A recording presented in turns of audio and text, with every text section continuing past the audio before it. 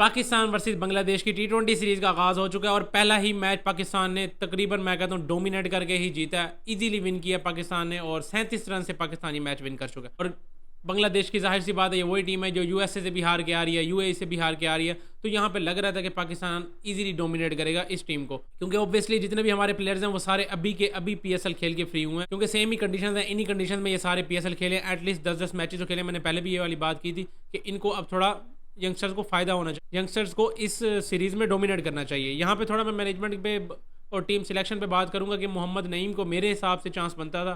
Sam Ayub obviously हमारी first choice है Pakistan cricket में किसी भी फॉर्मेट में, ठीक है। वो अभी उस तरह से परफॉर्म नहीं कर रहा, पीएसएल भी उसका उस तरह से नहीं गया, लेकिन वो हमारी ऑब्वियसली फर्स्ट चॉइस है। जैसा भी है वो प्लेयर हमारा, जाहिर सी बात है, उसने जो अपनी इंजरी से पहले जो कारनामे अंजाम दिए थे उसकी वजह से वो किसी भी फॉर्मेट में हमारे ईजिली पहली चॉइस बनता है। लेकिन अगर आपने किसी यंग लड़के का डेब्यू करवाना है तो इससे अच्छी कंडीशंस हो नहीं सकती थी, खासकर मोहम्मद नईम के लिए जो कि लाहौर कलंदर्स के लिए ही खेला है और आज लाहौर में ही मैच था। तो मतलब ये उसका होम ग्राउंड है। वैसे भी पाकिस्तान में अगर किसी यंग लड़के का डेब्यू करवा देना तो, और ख़ासतौर पे जब वो इतनी अच्छी फॉर्म में लगा वो, जब उसने बैक टू बैक लाहौर के लास्ट 3 मैचेस लाहौर में ही हुए हैं, लाहौर के वो उन्होंने तीनों के तीनों मैचेस में परफॉर्म किया, तो भाई साहब उसका डेब्यू इसी ग्राउंड में होना चाहिए था। अब जैसे हमने हसन नवाज़ को देखा और काफ़ी और यंगस्टर्स को देखा जिनका हमने डेब्यू न्यूजीलैंड में करवाया हुआ है, और भी काफ़ी यंगस्टर्स हैं जिनका डेब्यू बाहर हुआ है, किसी का ऑस्ट्रेलिया में हुआ है, मेरा ख्याल है साहिबजादा फ़रान का भी ऑस्ट्रेलिया में डेब्यू हुआ है, और अभी तो भाई साहब उसको भी चांस नहीं मिला, उस बंदे को भी नहीं खिलाया।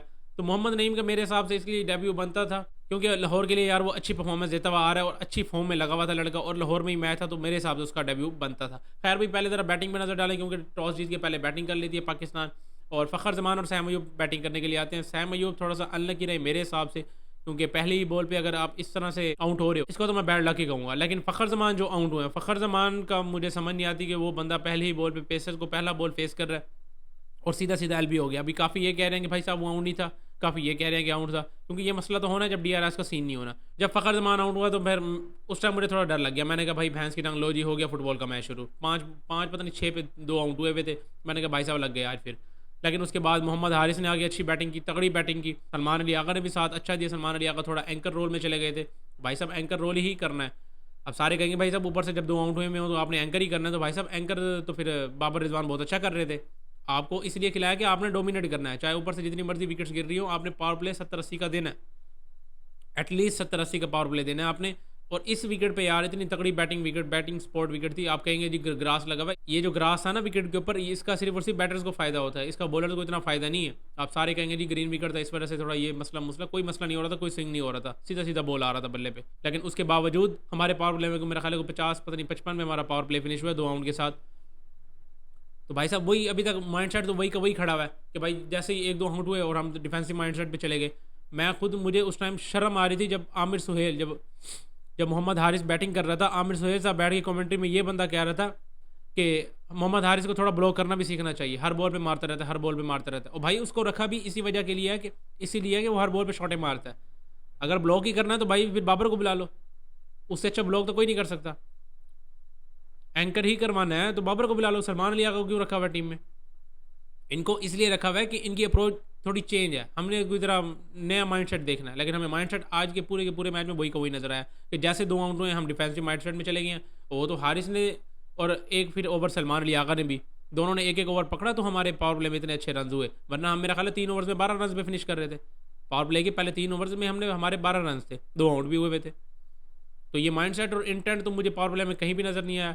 चौथा और 5वां ओवर था, उसमें ज़रा मोहम्मद हारिस ने 1 ओवर पकड़ा, 1 ओवर सलमान अली आगा ने पकड़ा, तो कहीं जाके हमारे रन अच्छे हुए।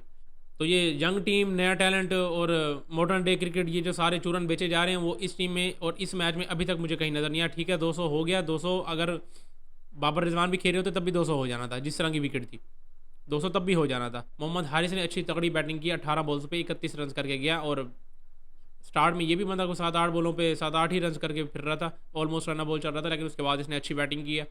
आमिर सोहेल की कोई समझ नहीं आई कि वो बंदा कमेंट्री में बैठ के ये बातें कर रहा है कि यार इसको थोड़ा रोकना भी आना चाहिए, इसको यार कमाल करते हो आप यार। मतलब अगर कोई बैटर अच्छा खेल रहा है, आप उसको भी, एक बैटर है जो कि मॉडर्न डे क्रिकेट अडेप्ट करके खेल रहा है, आप उसी को मशवरे दे रहे हो कि भाई साहब आप थोड़ा रोकना भी सीखो।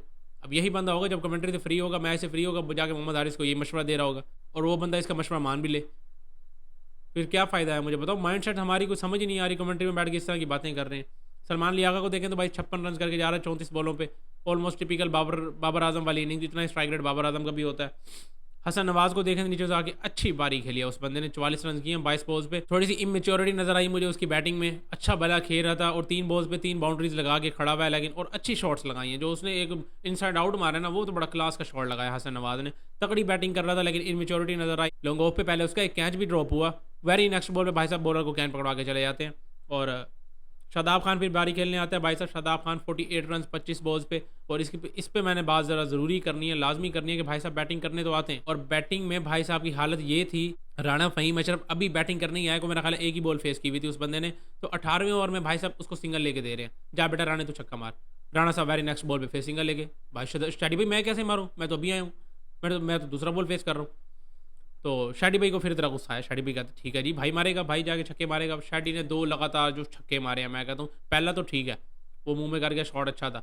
दूसरा जो उसने मारा ना, क्या कमाल की बैट स्पीड दिखाई है उस बंदे ने, जो मिड विकेट पे छक्का मारा था शाडी ने 18वें ओवर में। तो उन 2 छक्कों के बाद भाई साहब की जबान बाहर आ गई थी। फिटनेस की मुझे समझ नहीं आ रही इस बंदे की, शाडी की फिटनेस बहुत ज़्यादा लूज हुई है। तो 25 बॉलें खेला है बंदा, 25 बॉलों पे 48 रन किए और 25 बॉलों पे भाई साहब थक गया।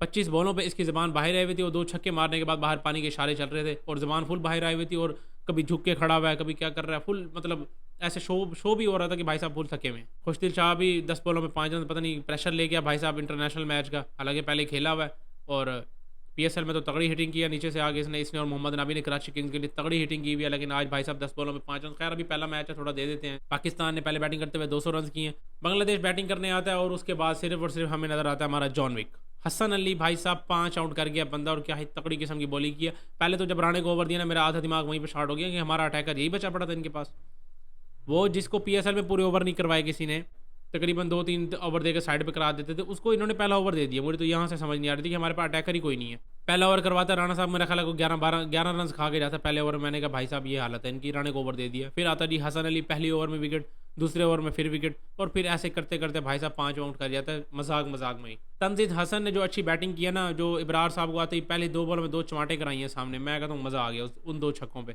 इब्रार साहब ने भी आके यूँ ही बना के दिए, ये ले बेटा सीधा मुँह में, और वो छक्का।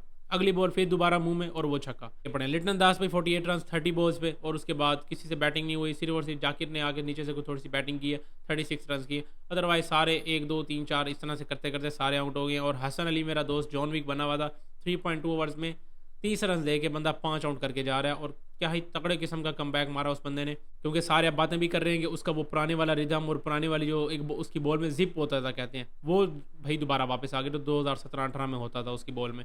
तो अच्छी बात है, खुशी की बात है भाई साहब, इसको भी हम भी बड़ा मिस कर रहे थे। तो भाई साहब ने कमबैक मारा, और क्या ही तगड़ा कमबैक मारा, पहले ही मैच में 5 आउट करके जा रहा है। फ़हीम अशरफ ने 3 ओवर्स में 18 रन, बाद में 2 ओवर्स अच्छे करवाए, पहले ओवर में 11 रन खाने के बाद अगले 2 ओवर्स बंदे ने अच्छे कराए। इब्रार अहमद ने 4 ओवर्स में 35 रन, आउट कोई नहीं। हारिस रऊफ पे नज़र डालें तो 3 ही ओवर्स में 36 रन, पूरी 12 की इकॉनमी के साथ बंदे ने रन खाए हैं। इस बंदे ने सिर्फ और पहले इस बंदे को हम टीम में रखते थे दूसरों के गुन्ने तोड़ने के लिए, सर तोड़ने के लिए, और अब ये टीम में पड़ा हुआ जाकर रन खाने के लिए। भाई साहब 12-12 की इकॉनमी के साथ रन खाते हैं, और अपनी ही कंडीशन में लाहौर में मैच खेल रहा है, और मेलबर्न इसका होम ग्राउंड बना हुआ है, वहाँ जब भी जाता है तोड़ के आता है। जब लाहौर में खेल रहा होता है, हालांकि लाहौर में ज़्यादा क्रिकेट खेला है बंदा, लेकिन लाहौर में उस तरह की परफॉर्मेंस नहीं है जिस तरह की परफॉर्मेंस होनी चाहिए।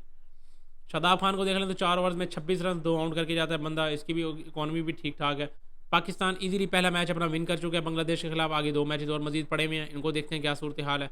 इस वीडियो में इतना ही, मिलते हैं नेक्स्ट वीडियो में।